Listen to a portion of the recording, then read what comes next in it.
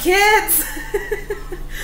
I gotta tell you, it's been insanity around my house for the last couple of weeks. You know, with school ending, and you know how all that stuff goes. I mean, I don't know what the fuck it is about schools, but they seem to think that the last 2 or 3 weeks of school needs to be just packed with activities, and parents need to attend each and every one of these fucking activities. So I had that going on, and then I had finals. So I'm just now starting to decompress, just a little bit, and it's been fucking nuts. And I know that y'all have been wanting me to do a video on the sending of the flowers to the judge, and I'll probably get around to that, but you know, other people have already fucking done videos on it, and you know, to be quite honest, I don't know. The whole Reddit thing just kind of fucks with me, and I don't put a whole lot of credence to it because I'm not on Reddit, and I'm not on Reddit because I can think for my damn self, and yeah, just let me put it this way, kids. If you are new to Making a Murderer, do not go to Reddit for your information from the get-go. Read the case file first, and then go to Reddit, if you must. That's all I'm going to say on that one. Now, I have labeled this video as Making a Murderer, but it's actually not about the Avery case. And before you press pause or go away, I had to name it Making a Murderer, because this is about a case that is very near and dear to my heart, and for whatever reason, only my Making a Murderer videos get a ton of views, and that really hurts, guys. I'm gonna be honest here. That upsets me, because it seems to me that my viewers, my hatchlings, my fans, my subscribers, and my followers, whatever fucking group you fit in, only care about a case that's famous. Do you guys really think that's fair? To only care about a case that has a documentary attached to it? You know, what about all these other schleps that have no one? That no one knows their stories. No one cares about their stories. You know, I mean, I'm not saying don't care about Brendan Dassey and Steven Avery. By all means, no, that's not what I'm saying.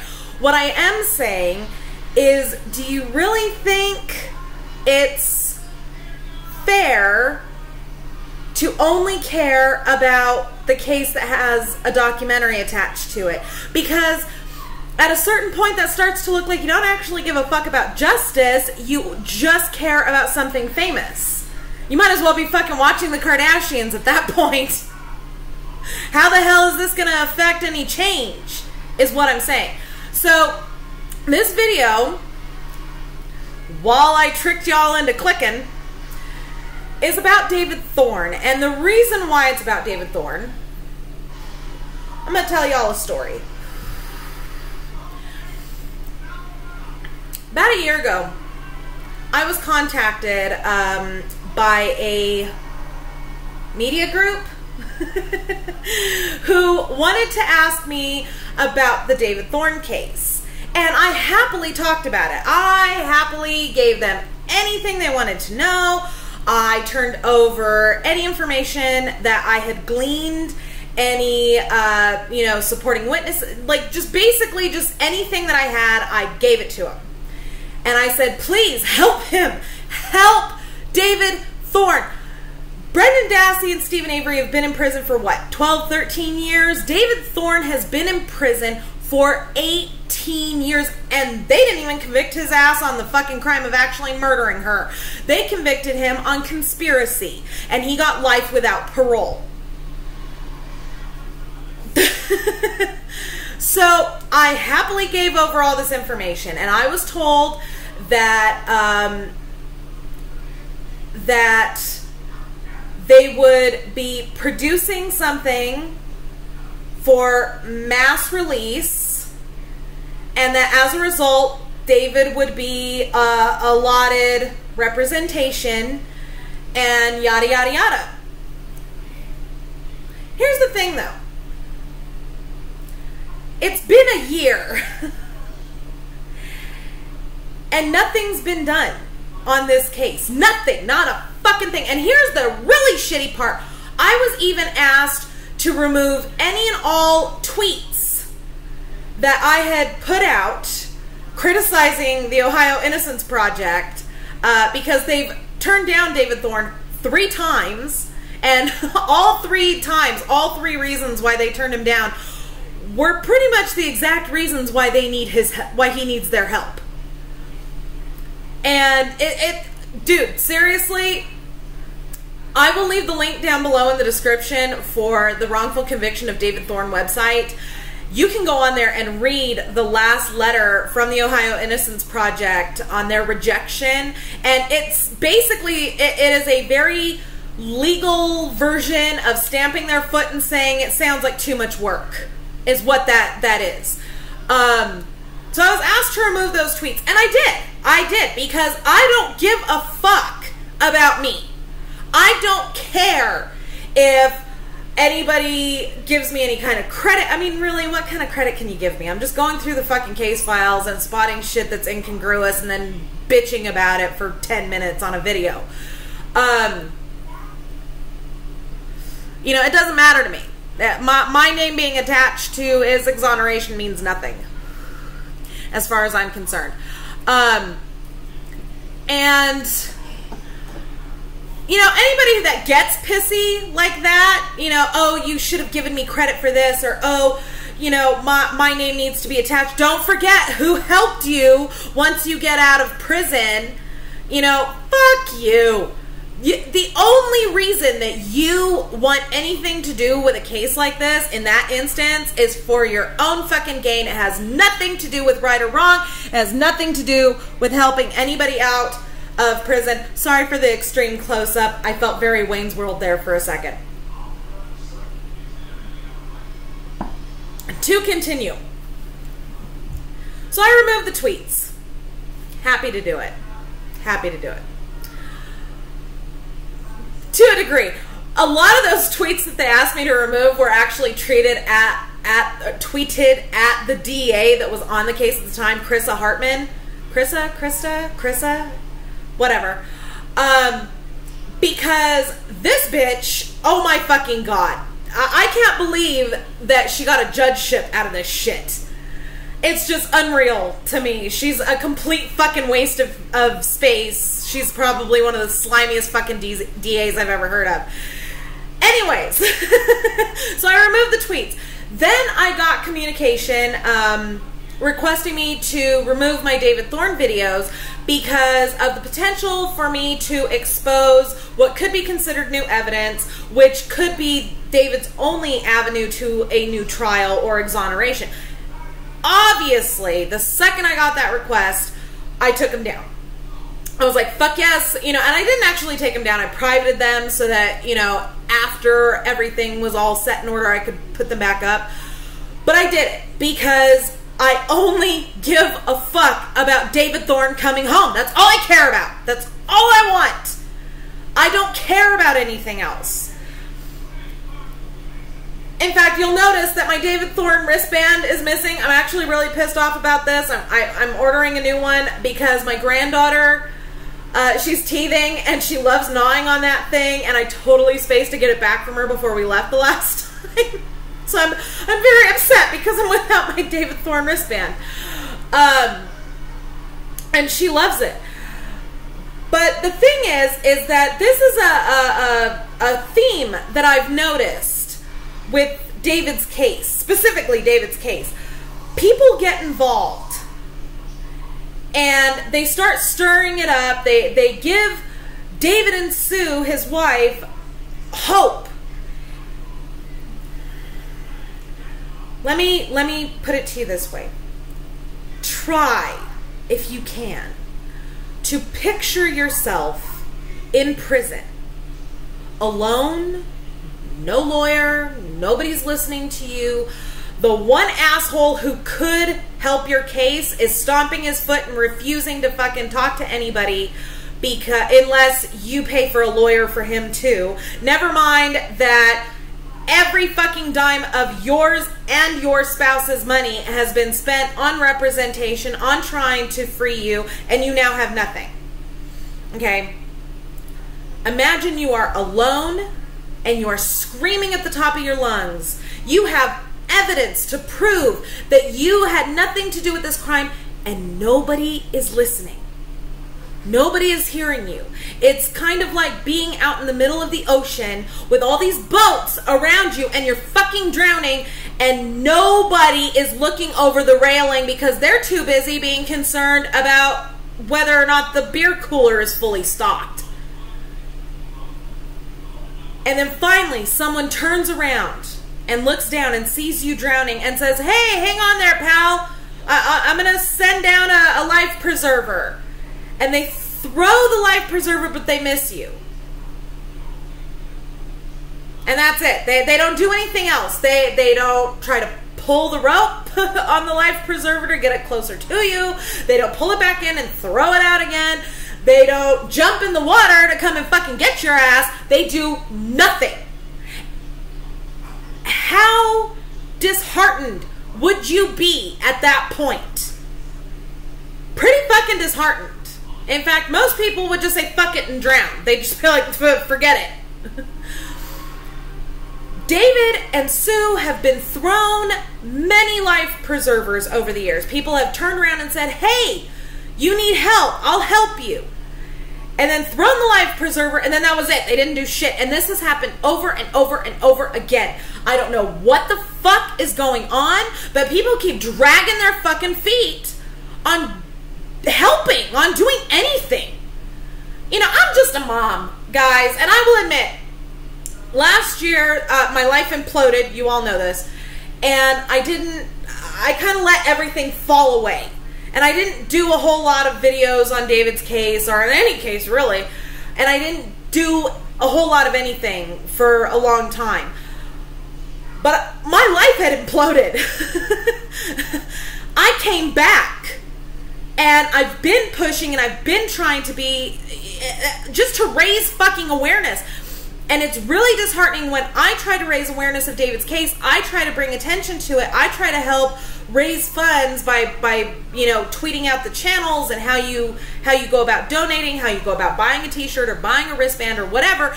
And nobody clicks on those things because it's not about Avery. Because it's not about making a murderer. And that's when I have to start questioning my fans. That's when I have to start wondering, why the fuck would I help any of you? Why would I do videos on the shit you ask me to do videos on when you can't even be bothered to click on the videos that are not on the Avery case? I'm really pissed. You know, and then there's this lifeline, and this media source says, "Hey, we're going to help you. We're going to spread awareness of your case." And it's like, yes, finally, somebody listened. And then they stick their thumb up their ass for the next year. That is fucking cruel. That is cruel. You know what? Media people, you know who the fuck you are. I know you're watching this.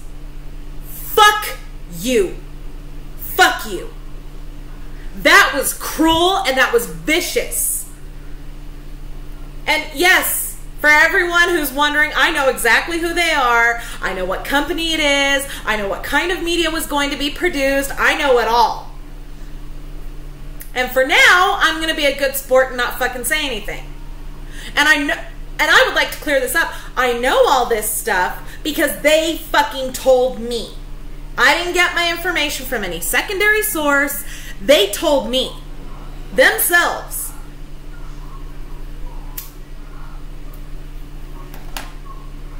So for right now, I'm going to say, fuck you. That was fucking cruel. How dare you? How dare you offer out this hand, this helping hand, and then just snatch it back and be like, "Oh, nope, You don't fucking communicate with anybody. Like, what the fuck? And then, as if that wasn't enough, there are people that have attached themselves to this case, volunteered their time to this case, and then they want to get pissy because they're not given any fucking credit. They're not promoted. Fuck you too. Oh, you didn't promote me. Fuck you. You didn't say my name. Fuck you. It's not about you. Have you been in prison for 18 years for a fucking crime you didn't commit? Did you miss watching your son grow up? Did you miss your grandmother's funeral? By the way, grandmother is the woman who fucking raised you. Did you miss her funeral? No, you didn't. For a crime that you didn't fucking commit, and being accused of killing the woman who bore your child, who was also your friend. Never having a chance to grieve her, never having a chance to help your son process that he now no longer has a mother, and you want to bitch and moan about not getting any credit? Fuck you. How fucking petty can you be? Oh my god. That's slimy. That is the height of sliminess. That is the mucus on slimy right there. Oh my god. Kids, I know I've said it before and I'm going to say it again. I'm a mom. I'm a mom of 6 children and a grandmother to 1 grandchild and a daughter to a mother whose health condition is starting to deteriorate. I'm also a student. I'm a college student. I'm in my junior year, baby. I'm getting there. I'm almost done. I can test out of a bunch of classes. I'm in the midst of all that shit. On top of that, I'm studying for the LSATs so that I can go to law school. That you want to fucking you can download a test of the practice test of the LSATs and see how exactly fucking pain in the ass that is. I manage my household. I take care of my family. I also write books, and I'm getting ready to start a new business. And I take the time out of my day to research these cases, advocate for them, push them out there, because people who watched my Avery videos came to me and asked me for help. And I can't help it. I want to help anybody who asks for my help. I want to help them if I can. But then nobody clicks on the videos. Nobody wants to watch it unless it's about Avery and I'm talking shit about Kratz. You know, I can throw in talking shit about Kratz. In fact, I have in almost every other video I've done that's not on the Avery case, because he just blends so well with all of that. But then, as if that weren't enough, you guys asked me to do specific videos on specific pieces of evidence, as though I'm just gonna drop whatever the fuck I'm doing and do the video that you want me to do. Don't talk about politics in your videos, Casey. Don't talk about this. Do only videos on the Avery case. I've already done every fucking video on the Avery case that I possibly fucking can, barring one when they finally fucking walk out of prison. And the reason why I stopped doing Avery videos is twofold. Number one, I've already covered every massive fucking thing. I mean, I'm sure I could come up with a bunch of other shit to point out, but then I'm just nitpicking. They fucked up so much that I could literally vacuum the bottom of that goddamn barrel and still come up with shit 3 years later. But number two, I'm pissed off. Y'all come to me every fucking time there's some new little piece of evidence or some shit that you want me to talk about on the Avery case, but you won't click on any videos of mine that aren't on Avery. And it takes time for me. I don't just sit down at the fucking computer and rip for 15 minutes. I have to research. I have to make sure that I'm giving you as accurate of information as I possibly fucking can, and make sure that I have a citable source to put a link down in the description for you. The least you can do is click on the fucking video. Maybe you'll learn something. And then I make these videos on these other obscure cases, and I get told by people, oh, you're so sweet to try and help other people, but you're still not watching the videos. So how much help am I being if my viewers still aren't clicking on them? And again, it's not about me. I could give a fuck where you get your information from. Fuck.